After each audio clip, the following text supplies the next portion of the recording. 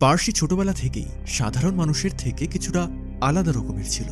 সে সবসময় এমন সব জিনিস দেখতে পেত যা অন্যরা দেখতে পেত না। প্রায় সবসময় পার্সি স্কুলের ছাদে বসে সেখান থেকে সে ডানা ঝাপটানো বিশাল দানব আরও অদ্ভুতরে জন্তু দেখতে পায়। সেগুলো কিন্তু সাধারণ মানুষ দেখতে পেত না। তাকে সবাই বোঝাতে থাকে এইসব কেবল তার কল্পনা, বাস্তবে কিছুই নেই। কিন্তু এরপরে পার্সি আরও বেশি অদ্ভুত জিনিস দেখতে শুরু করে। একবার সে রাস্তায় একটি গন্ডারকে হাঁটতে দেখে, কিন্তু পর মুহূর্তেই দেখা গেল সেটি একটি আবর্জনা বহনকারী ট্রাক। পার্সির এই পাগলা গোছের স্বভাবের জন্য তার প্রায় কোনো বন্ধুই ছিল না। সে নীরবে শুধু যে দানবগুলো দেখতে পেত সেগুলোর ছবি আঁকত। সময়ের সাথে সাথে পার্সি দেখা দানবের সংখ্যা বাড়তে লাগলো। এরপর একদিন হঠাৎ গ্রোভার হাজির হলো এবং খুব দ্রুতই সে পার্সির সবচেয়ে ভালো বন্ধু হয়ে উঠল। পার্সির দেখা অদ্ভুত দানব নিয়ে একমাত্র গ্রোভারই চিন্তা করত। কখনো কখনো পার্সি নিজেও ভাবত সে হয়তো সত্যিই অসুস্থ। একদিন ছাত্ররা একটি জাদুঘরে পরিদর্শনে যায়। শিক্ষকরা গ্রিক ইতিহাস ব্যাখ্যা করছিল এবং বিভিন্ন দেবতাদের ভাস্কর্য সম্পর্কে বলছিল। হঠাৎ পার্সির ওয়ার্কশিটের অক্ষরগুলো এলোমেলো হয়ে যেতে থাকে।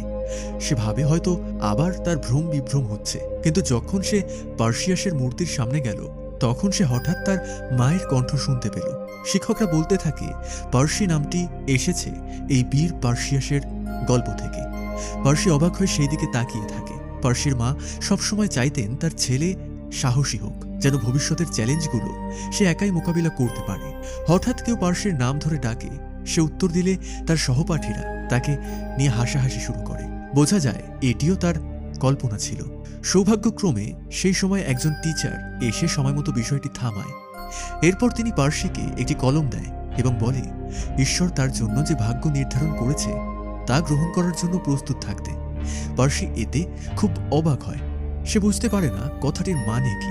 দুপুরের খাবার সময় ক্লাসের একটি মেয়ে পার্সির দিকে খাবার ছুঁড়ে মারে। রাগে পার্সি তার দিকে এগিয়ে যায়, কিন্তু সে শুধু হালকা করে হাত নাড়াতেই মেয়েটি ফোয়ারার জলে ছিটকে পড়ে। এতে পার্সি হতবাক হয়ে যায়। সে ভাবতে থাকে আজ কেন এত অদ্ভুত ঘটনা ঘটছে। টিচার যে কলমটি দিয়েছিল হঠাৎ সেটি তার হাতে কাঁপতে শুরু করে। তখন পার্সি লক্ষ্য করে ডর্ট নামের একজন মহিলা টিচার তার দিকে এগিয়ে আসছে। সে ডানা মেলে এক দানবের রূপ নেয়। কাছে এসে জিজ্ঞেস করতে থাকে ওটা কোথায়। তারপর সে পার্সির ওপর ঝাঁপিয়ে পড়ে। ঠিক সেই মুহূর্তে কলমটি একটি তলোয়ারের রূপ নেয় এবং দানবটির শরীরে বিদ্ধ হয়ে যায়। পার্সির কিছু বুঝে ওঠার আগেই দানবটি ধুলোয় পরিণত হয়ে অদৃশ্য হয়ে যায়। পরে পার্সি ও গ্রোভারকে শাস্তির জন্য প্রধান শিক্ষকের অফিসে নিয়ে যাওয়া হয়। পার্সি জোর দিয়ে বলে সে ন্যান্সিকে ছুঁয়েও দেখেনি, কিন্তু হঠাৎ গ্রোভার পাল্টি খায়। সে বলে পার্সি নাকি দীর্ঘদিনের নির্যাতনের প্রতিশোধ নিচ্ছে।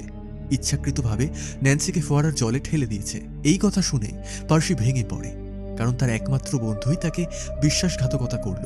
এরপর সে বাড়ি ফিরলে তার সৎ বাবা তার বহিষ্কারের খবর পেয়ে তাকে দোষারোপ করতে থাকে। কিন্তু তার মা শ্যালি তাকে কিছু না বলে শক্ত করে জড়িয়ে ধরে। তারপর সান্ত্বনা হিসেবে তাকে একটি ক্যান্ডির প্যাকেট দেয়। ছেলের ওপর তার পুরোপুরি ভরসা ছিল। প্রবল বৃষ্টির মধ্যেই সে পার্সিকে সমুদ্রের ধারে একটি কেবিনে নিয়ে যায়। সেখানেই সে পার্সিকে বলতে থাকে কেন তার সাথে এমন অদ্ভুত ঘটনা ঘটে। সে বলে কয়েক বছর আগে এখানেই তার এক ব্যক্তির সঙ্গে দেখা হয়। ধীরে ধীরে তাদের মধ্যে প্রেমের সম্পর্ক তৈরি হয়। পরে সে জানতে পারে সেই ব্যক্তি একজন দেবতা। তাদের ঘরে জন্ম নেয় পার্সি।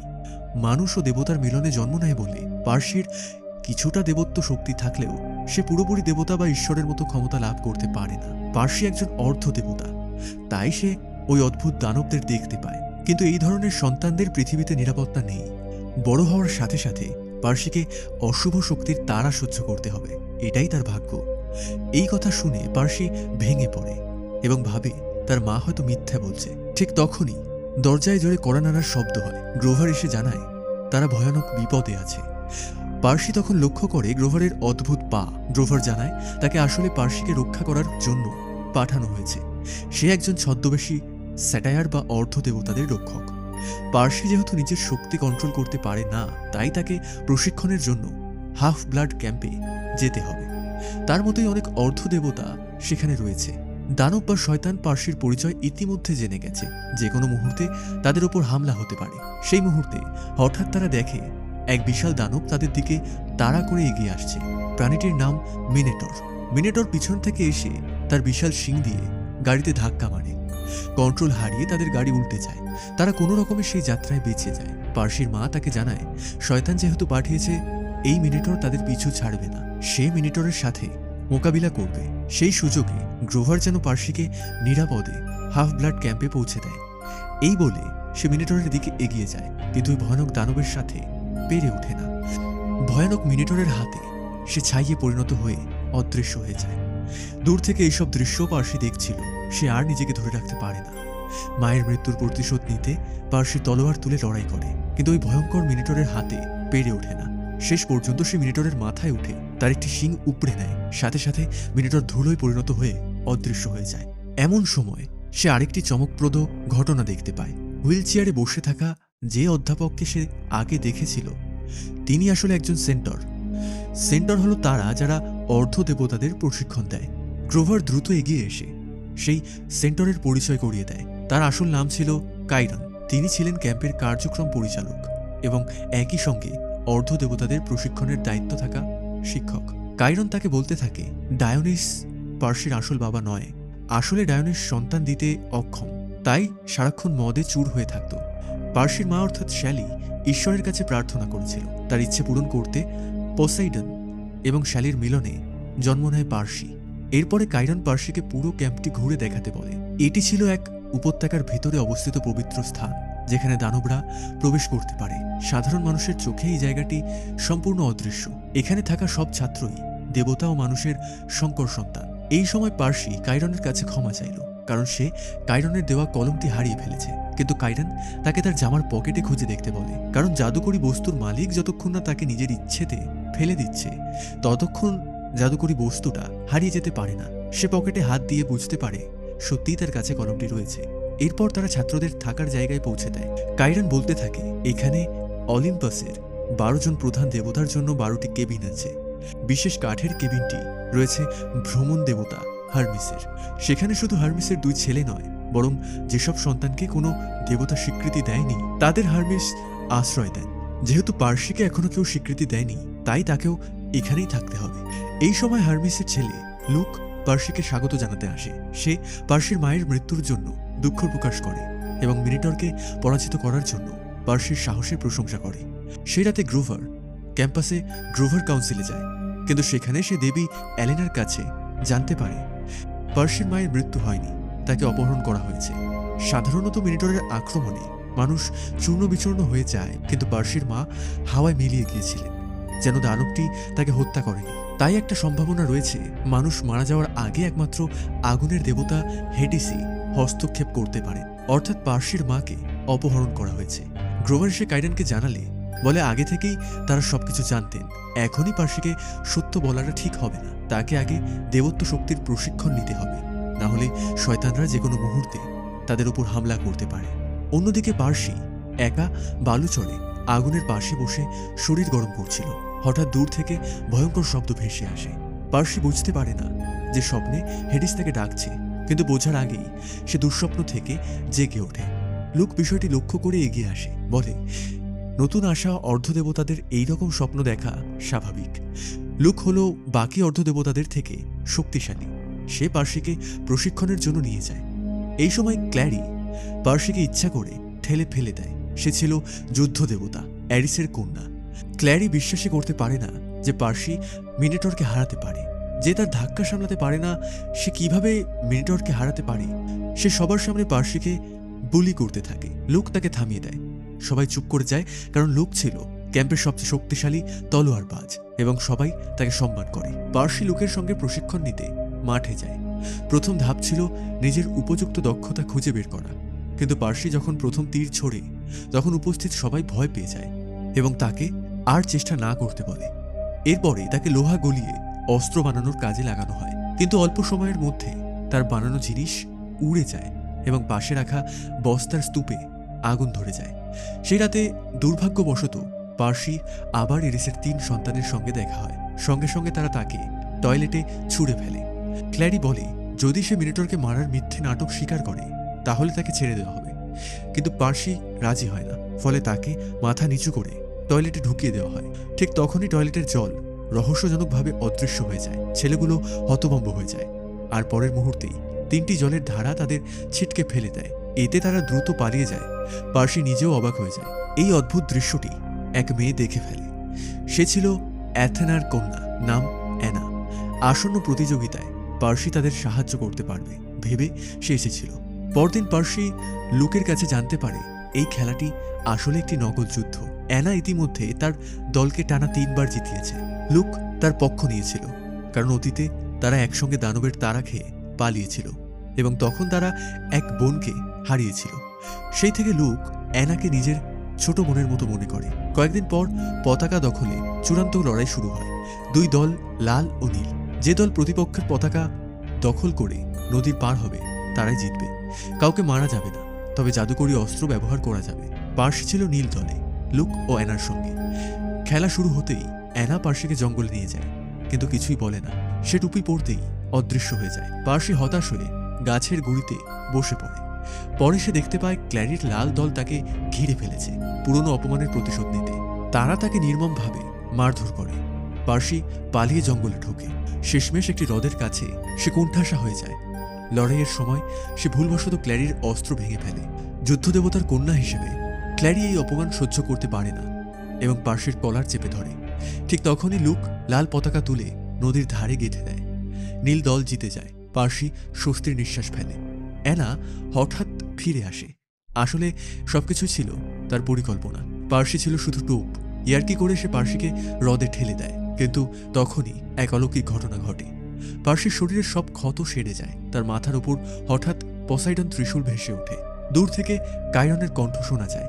সমুদ্র দেবতা পসাইডন তার পুত্রকে স্বীকৃতি দিয়েছেন। পার্সিকে পোসাইডনের কেবিনে নিয়ে যাওয়া হয়, যেখানে সে জানতে পারে সে পোসাইডনের একমাত্র সন্তান। কিন্তু প্রশিক্ষকরা তাকে খারাপ খবর দেয়। সম্প্রতি জিউসের বজ্রাস্ত্র চুরি হয়েছে। পসাইডন তার নিষিদ্ধ সন্তানকে ফিরে পেয়েছে বলে পার্সি সন্দেহের তালিকায় রয়েছে। জিউস তাকে 1 সপ্তাহের সময় দিয়েছে।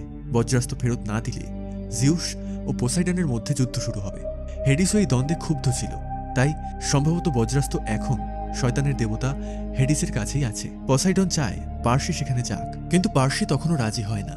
ঠিক তখনই গ্রোভার এসে জানায় পার্সির মা এখনো জীবিত, তাকে হেডিস অপহরণ করে নিয়ে গেছে। এই কথা শুনে পার্সি গভীর চিন্তায় পড়ে যায়। এইভাবে বাবাকে খুঁজে পাওয়ার সঙ্গে সঙ্গে তাকে আবার মাকেও খুঁজে বের করতে হবে। এরপর সে ভবিষ্যদ্বক্তা বা দেব জ্যোতিষী ডেলফির কাছে যায়। ডেলফি ভবিষ্যৎবাণী করে বলে পার্সিকে পশ্চিমে যেতে হবে, যাতে সে শয়তানদের মুখোমুখি হতে এড়াতে পারে। কাইরন ও ডায়োনিস এই 2 প্রশিক্ষকের আহ্বানে ক্যাম্পের সবথেকে সেরা শিক্ষার্থীরা ও অর্ধদেবতারা সেখানে জড়ো হয়। যেহেতু সেখানে প্রবেশপথ লস অ্যাঞ্জেলেস শহরের অনেক নিচে অবস্থিত, তাই এই যাত্রা যে ভীষণ কঠিন হবে তা নিশ্চিত ছিল। সে কারণে পার্সিকে এই অভিযানে সঙ্গী হিসেবে 2 জনকে বেছে নিতে হবে। কাইরনের কথা শেষ হওয়ার আগেই পার্সি সঙ্গে সঙ্গে অ্যানাকে বেছে নেয়। সে বলে অ্যানাই সবসময় তাকে আরও শক্তিশালী হতে অনুপ্রাণিত করত। দ্বিতীয় সঙ্গী হিসেবে সে গ্রোভারকে বেছে নেয়, কারণ গ্রোভারই একমাত্র ব্যক্তি যাকে সে সবচেয়ে বেশি বিশ্বাস করে। রওনা হওয়ার আগে কাইরন পার্সিকে মানুষের জগতের $200 দেয়। পাশাপাশি তিনি প্রাচীন গ্রিক স্বর্ণমুদ্রাও দেয়, যা পৌরাণিক জগতে ব্যবহৃত হয়। একই সময়ে লুকাস পার্সিকে একজোড়া জাদুকরী কাপড়ের জুতো উপহার দেয়। এটি ছিল লুকের বাবার দেওয়া উপহার, আর সে নিশ্চিত ছিল যে এটি পার্সির অনেক কাজে আসবে। ক্যাম্পকে বিদায় জানিয়ে পার্সি ও তার 2 বন্ধু একটি দূরপাল্লার বাসে ওঠে। বাসটি একটি বিশ্রাম কেন্দ্রে থামলে অ্যানা সঙ্গে সঙ্গে একটি দোকানে ঢুকে পড়ে। সেখানে সে এমন এক মহিলা দেখে যাকে খুব পরিচিত মনে হয়। সেই মহিলা বাসে ওঠার পর অ্যানা সঙ্গে সঙ্গে অদৃশ্য হওয়ার টুপি পরে নেয়। আসলে সেই নারী ছিল শয়তান বা হেডিসের পাঠানো এক নারী দানব, যে অ্যানাকে শিকার করার জন্য এসেছে। তবে এবার লিজ একটি চুক্তির প্রস্তাব দেয়। যদি অ্যানা পার্সিকে একা কোনো নির্জন জায়গায় পাঠাতে পারে, তাহলে লিজ তাকে ধরার পর আর কখনো অ্যানাকে তাড়া করবে না। ঠিক তখন অ্যানা ঘুরে পার্সি ও গ্রোভারকে বলে এখনই পাশের জানালাটা খুলতে হবে। ঘুরে তাকিয়ে অ্যানা লিজের আসল রূপ দেখতে পায়। সঙ্গে সঙ্গে পার্সি ও গ্রোভার উঠে দাঁড়ায়, পেছনের জানলা খুলে দেয়। সামনের গাড়ির চালক এটি দেখে আর গাড়ি চালাতে পারে না। এই সময় লিজ ভিড়ের কারণে বাসের মাঝখানে আটকে যায়, কিন্তু হঠাৎ জানলা দিয়ে আরেকটি দানব ঢুকে পড়ে। অ্যানার সঙ্গে সঙ্গে ছুরি ছুঁড়ে তার বুকে বিদ্ধ করে, আর দানবটি ছাইয়ে পরিণত হয়। এই সুযোগে 3 জন জানলা দিয়ে লাফিয়ে পড়ে পালিয়ে যায়।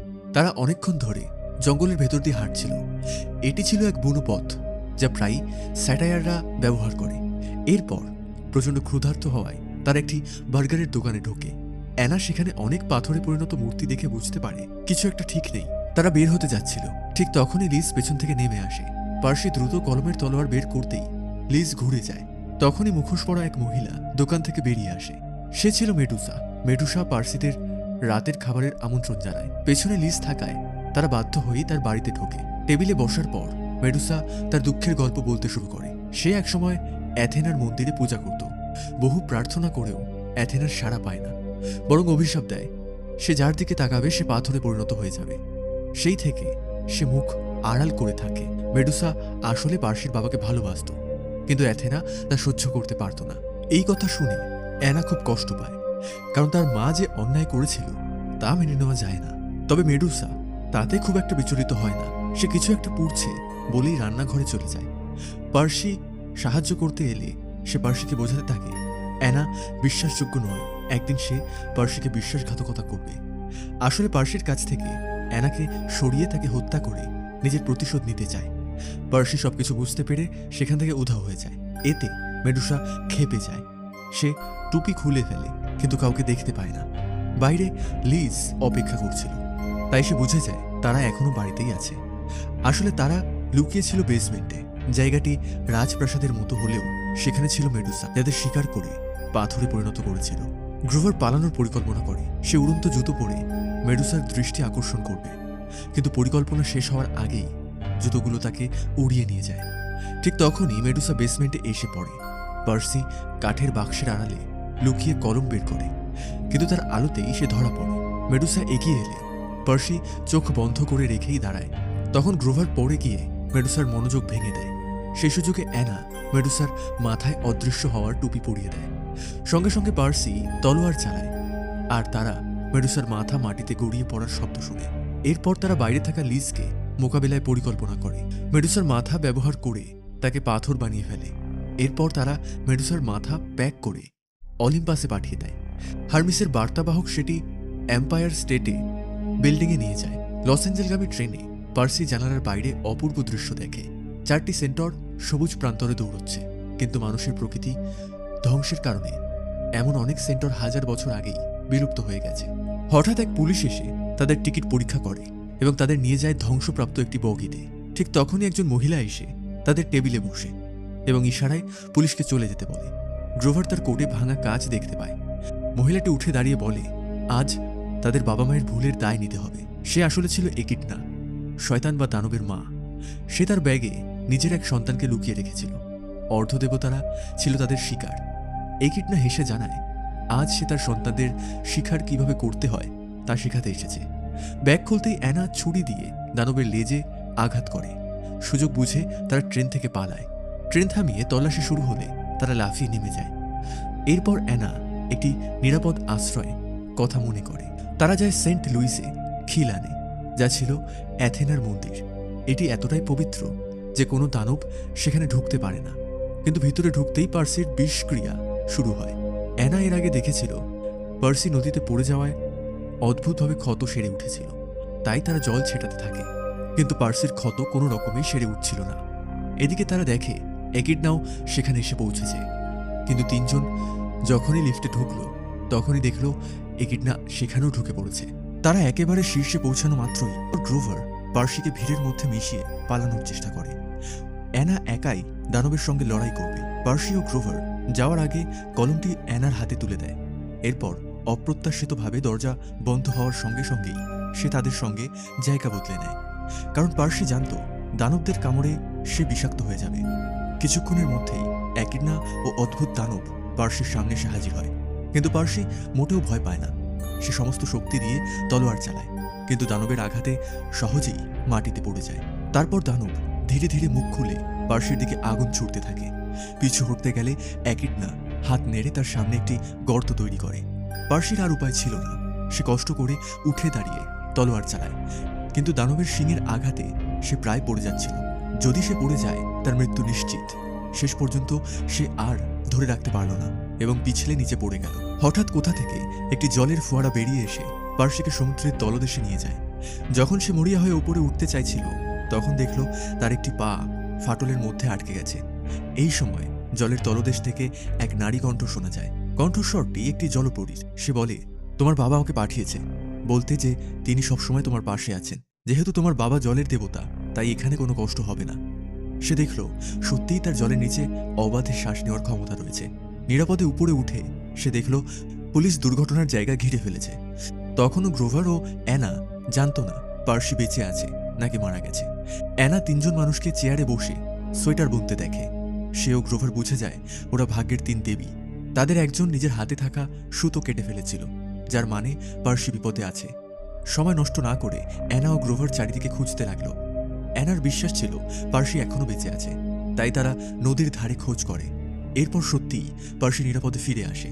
পথে যেতে যেতে পার্সি বলে, তারা শুধু জানত বজ্রশক্তি হেডিসের হাতে আছে, কিন্তু কে এটি চুরি করেছে তা জানত না। ঠিক তখনই একটি মোটর সাইকেলে চড়া এক লোক রাস্তার পাশে থামে এবং জিজ্ঞেস করে তাদের সাহায্য দরকার কিনা। লোকটি আসলে যুদ্ধের দেবতা অ্যারিস এবং সে জিউসের পুত্র। জিউস ও তার ছোট ভাই পসেডনের মধ্যে যুদ্ধ এড়াতে অ্যারিসও বজ্রশক্তির খোঁজ করছিল। পার্সি যেহেতু তার চাচাতো ভাই, তাই সে তাকে সাহায্য করতে চায়। তারা একটি ফাস্টফুড রেস্টুরেন্টে গিয়ে কথা বলে। সেখানে অ্যারিস তার ফোনে খবর দেখায় পার্সির সৎ বাবা তার বাড়িতে এসে অভিযোগ করেছে যে শ্যালির নিখোঁজের পিছনে পার্সি জড়িত। পুলিশ তাকে খুঁজছে। সময় দ্রুত ফুরিয়ে আসছিল, তাই পার্সিকে দ্রুত লস অ্যাঞ্জেলেসে পৌঁছাতে হবে। অ্যারিস বলে জিউস আসলে যুদ্ধ শুরু করার অজুহাত খুঁজছে। বজ্রশক্তি তেমন গুরুত্বপূর্ণ নয়। তবুও যদি পার্সি মিশন শেষ করতে চায় তবে অ্যারিস সাহায্য করবে। শর্ত হলো পার্সিকে কাছের এক অ্যামিউজমেন্ট পার্কে গিয়ে অ্যারিসের ফেলে আসা ঢাল ফিরিয়ে আনতে হবে। অ্যারিস পরদিন বিকেলে তাদেরকে নরকে অর্থাৎ তার মায়ের কাছে পাঠানোর ব্যবস্থা করে। পার্সি খুশি মনে রাজি হয়, তবে তারা পালিয়ে যেতে পারে এই ভয়ে অ্যারিস গ্রোভারকে আটক করে রাখে।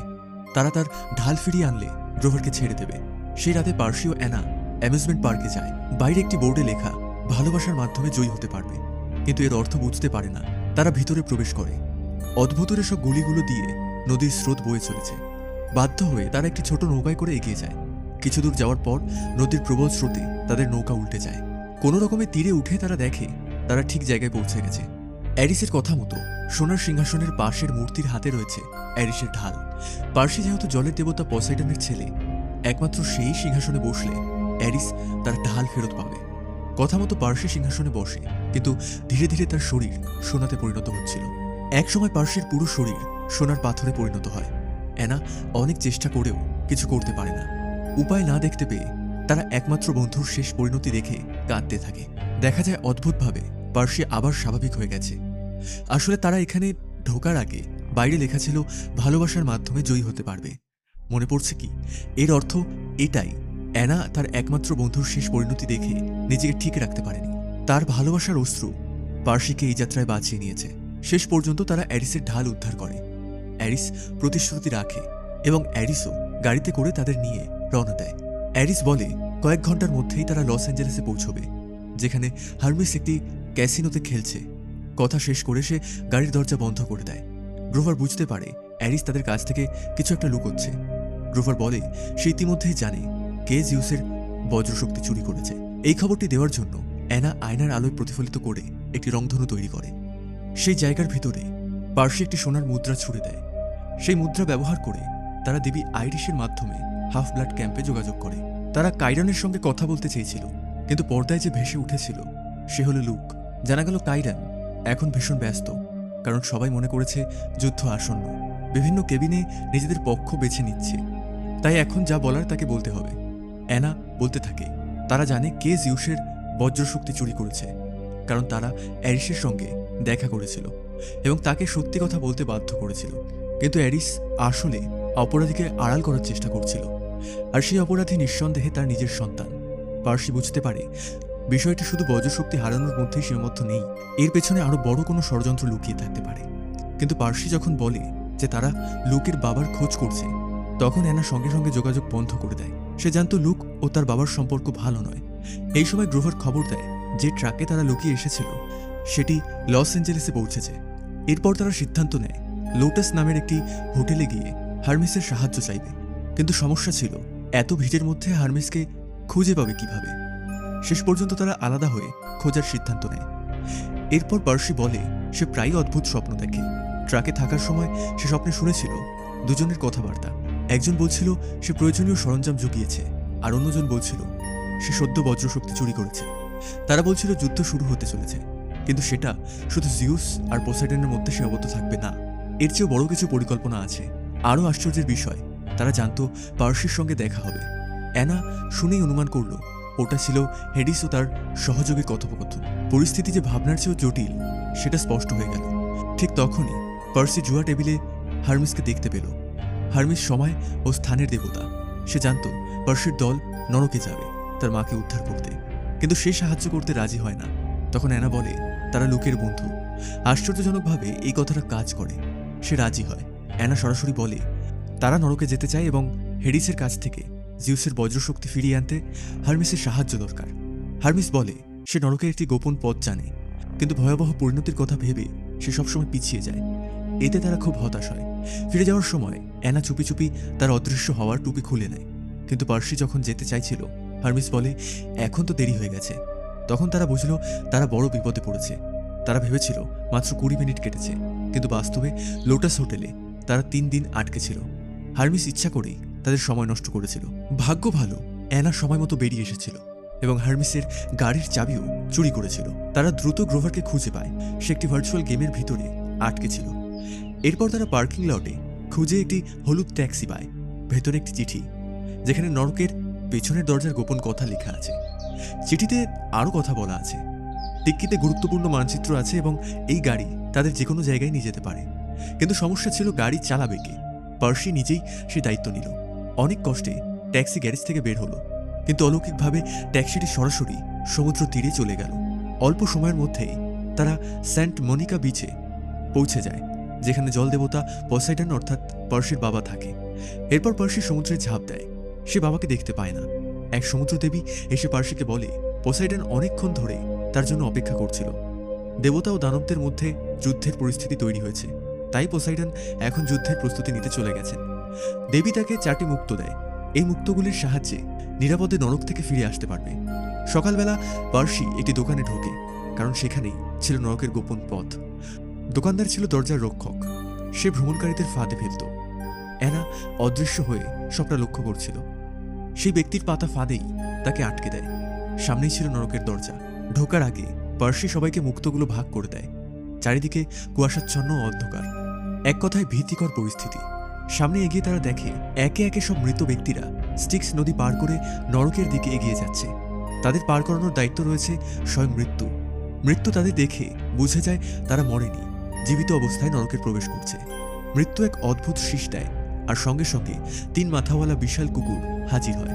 তারা পালাতে লাগে, কিন্তু গ্রোভার সবার থেকে পিছিয়ে পড়লে কুকুরটি তাকে মুখে পড়ে নেয়। পার্সি তার তলোয়ার দিয়ে লড়াই করতে প্রস্তুত হয়, কিন্তু দেখা যায় অ্যানা কুকুরটির ঘাড়ে উঠে আদর করায় সেটি লেজ নাড়তে শুরু করে এবং ঘুমিয়ে পড়ে। গ্রোভার বেঁচে যায়। এরপরে উড়ন্ত জুতো দিয়ে তারা দেয়াল বেয়ে উঠতে শুরু করে। হঠাৎ আবার কুকুরটি চলে আসে। অ্যানা জাদুবল ছুঁড়ে কুকুরটিকে দূরে সরিয়ে দেয়। তারা এগিয়ে যায় একটি গভীর বনের দিকে। এই সময় পার্সি নিজের মুক্তাটি বের করে গ্রোভারকে দেয়। ঠিক তখনই অ্যানা হঠাৎ গাছের শিকড়ে আটকে যায় আর নড়তে পারে না। বোঝা যায় এটাই দ্য লেজেন্ড অ্যাসফোডেল রাজ্য, যেখানে সব অশান্ত প্রেতাত্মারা বন্দী থাকে। 3 মাথাওয়ালা কুকুরটি যেন তাদের ধরে ফেলতে না পারে, সেই জন্য অ্যানা তাড়াতাড়ি নিজের রত্নটি পার্সির হাতে দিয়ে দেয়। সে বলে সে একা থাকলেও ঠিক থাকবে, কারণ তার কাছে জাদু টুপি রয়েছে, ইচ্ছে মতো অদৃশ্য হতে পারবে। পার্সি ও গ্রোভার বন থেকে বেরিয়ে এসে মরুভূমিতে পৌঁছায়, কিন্তু হঠাৎ গ্রোভারের পায়ে থাকা উড়ন্ত জুতোগুলো নিয়ন্ত্রণের বাইরে চলে যায়। সেগুলো দুজনকে সামনে থাকা এক অন্ধকার গহ্বরে দিকে টেনে নিয়ে যায়। সেই সময় পার্সি তার তলোয়ার বালির মধ্যে গেঁথে দেয়। সেখানে কোনো রকমে এভাবেই ঝুলে থাকে যতক্ষণ না জুতোগুলো গ্রোভারের পা থেকে খোলা যায়। এই সময় পার্সি দেখে তার ব্যাকপ্যাক অস্বাভাবিকভাবে ভারী লাগছে। সে ও গ্রোভার ভেতরটা খুলে দেখতেই হতবাক হয়ে যায়। ভেতরে ছিল জিউসের চুরি করা বজ্রশক্তি। তখন পার্সির মনে পড়ে এই ব্যাকপ্যাকটি ছিল অ্যারিসের, অর্থাৎ শুরু থেকেই অ্যারিস তাদের ধোঁকা দিয়েছিল। স্পষ্ট হয়ে যায় যে অ্যারিস ও হেডিস একসঙ্গে কাজ করছিল। মরুভূমি পেরিয়ে পার্সি ও গ্রোভার অবশেষে হেডিসের মন্দিরে পৌঁছায়। 2 প্রহরী দরজা খুলে দেয়, যেন তারা অনেক দিন ধরেই পার্সির আগমনের অপেক্ষা করছিল। সেখানেই তারা হেডিসের মুখোমুখি হয়।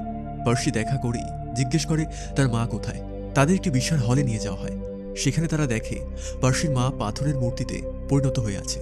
হেডিস বলে যদি কোনো মানুষ মিনোটরের হাতে শ্বাসরোধ হয়ে মারা যায়, তবে তার বাঁচার কোনো সুযোগ থাকে না। কিন্তু ঠিক সেই সংকটময় মুহূর্তে হেডিস পার্সির মাকে রক্ষা করেছিল, আর সেই কারণেই পার্সিকে এখানে ডাকা হয়েছে।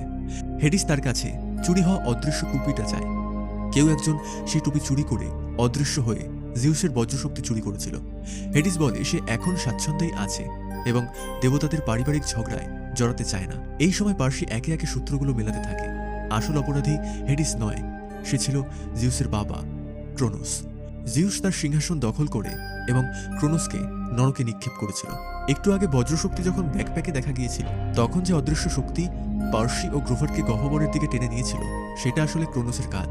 পার্সি স্বপ্নে যে কণ্ঠস্বর শুনতে পেয়েছিল, সেটিও ছিল ক্রোনোসের। সবকিছুই তার ষড়যন্ত্র।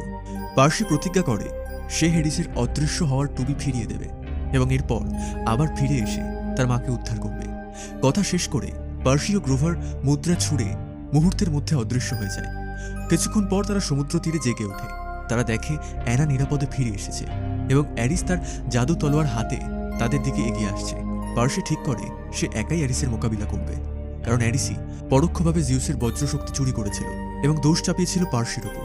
এতে জিউস ও পোসাইডনের মধ্যে যুদ্ধ শুরু হওয়ার কথা ছিল, আর সেই সুযোগে ক্রোনোস তার সিংহাসন ফিরে পেত। পরিকল্পনা ছিল প্রথমে অ্যারিসকে হারাতে পারলে হেডিসের অদৃশ্য হওয়ার টুপিটি উদ্ধার করা যাবে, কিন্তু যুদ্ধের দেবতা অ্যারিস খুব সহজেই পার্সিকে পরাজিত করে দেয়। কিছুক্ষণের মধ্যে পার্সিকে তুলে আছড়ে ফেলে মাটিতে। ঠিক সেই মুহূর্তে পার্সি দেখে সমুদ্র থেকে এক বিশাল ঢেউ উঠে আসছে। মুহূর্তের মধ্যে সেই ঢেউ অ্যারিসকে গিলে ফেলে। ঢেউ সরে যাওয়ার পর অ্যারিস অস্ত্র তুলতে যেতেই পার্সি তার তলোয়ার দিয়ে অ্যারিসের পায়ে গভীর আঘাত করে। পার্সির আশ্চর্যজনক শক্তি দেখে ভয়ে হেডিসের অদৃশ্য হওয়ার টুপি ফেলে রেখে চলে যায়। একই সঙ্গে সমুদ্র তীরের একটি কেবিনে আলো জ্বলে ওঠে। পার্সি ভাবে হেডিস তার মাকে হয়তো মুক্তি দিয়েছে, কিন্তু দরজা খুলে সে দেখে ভেতরে লিজ দাঁড়িয়ে। আসলে সে এসেছিল শুধু হেডিসের জাদুকরি টুপি নিতে। চলে যাওয়ার আগে লিজ একটি অর্থবহ কথা বলে যায়। সে পার্সির দলকে অলিম্পাসে শুভকামনা জানায়। পার্সিও সত্যিই সেখানে যেতে চেয়েছিল, জিউসের কাছে বজ্রশক্তি ফেরত দিতে, কারণ জিউসকে বোঝাতে হবে যে এই যুদ্ধ আসলে ক্রোনোসের ষড়যন্ত্র।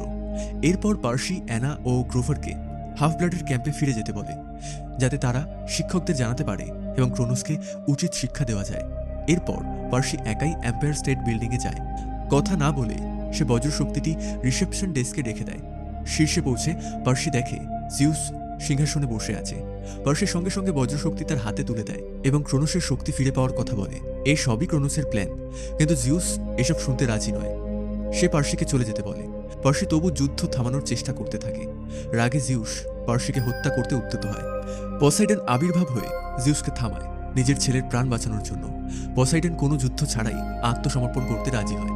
এরপর পসাইডন ফিরে গিয়ে পার্সিকে আরেকটি মুক্ত দেয়, যার সাহায্যে পার্সি মুহূর্তের মধ্যেই টেলিপোর্ট হয়ে হাফ ব্লাড ক্যাম্পে ফিরে আসে। সেখানে পৌঁছাতেই সবাই তাকে করতালিতে অভিনন্দন জানাতে থাকে। অ্যানা দ্রুত এগিয়ে এসে তাকে জড়িয়ে ধরে এবং চুপি চুপি জানায় যে ক্রোনোসকে কেউ এই বিষয়ে জিজ্ঞাসাবাদ করছে না। অ্যানা আরও বলে যে ক্যাম্পের সবাই যুদ্ধের প্রস্তুতি নিচ্ছে। তারা এই মুহূর্তে কাউকে গ্রেপ্তার করার মতো কোনো প্রমাণ তাদের হাতে নেই, কারণ তাতে পরিস্থিতি আরও উত্তপ্ত হয়ে যাবে। এখন যেহেতু পার্সি বিজয়ী হয়ে ফিরে এসেছে, সে সব সত্য কথা কাইরনকে জানায়। সেই রাতে সবাই পার্সির দলের বিজয় উদযাপন করছিল, কিন্তু ঠিক তখনই পার্সির মনে পড়ে যায় ভবিষ্যৎবাণীর সতর্কতা। ভবিষ্যৎবাণী যা বলেছিল তার সবই ইতিমধ্যে ঘটেছে। শুধু একটি বিষয় বাকি ছিল, পার্সি তার কোনো ঘনিষ্ঠ মানুষের দ্বারা বিশ্বাসঘাতকতার শিকার হবে। হয়তো বজ্রশক্তি চুরি করেছিল অন্য কেউ, ক্রোনোস নয়। লুকি পার্সিকে একজোড়া জুতো দিয়েছিল, যা প্রায় তাকে নরকের টার্টারাসের অতল গহ্বরে টেনে নিয়ে যাচ্ছিল। সে লুককে চেপে ধরে। অবশেষে সে স্বীকার করে যে সে দেবতাদের ঘৃণা করত এবং তাদের শত্রু মনে করত। যদি ক্রোনোস ফিরে আসে, তবে দেবতাদের সঙ্গে তার যুদ্ধ শুরু হবে। মানুষ আর দেবতাদের নিয়ন্ত্রণে থাকবে না।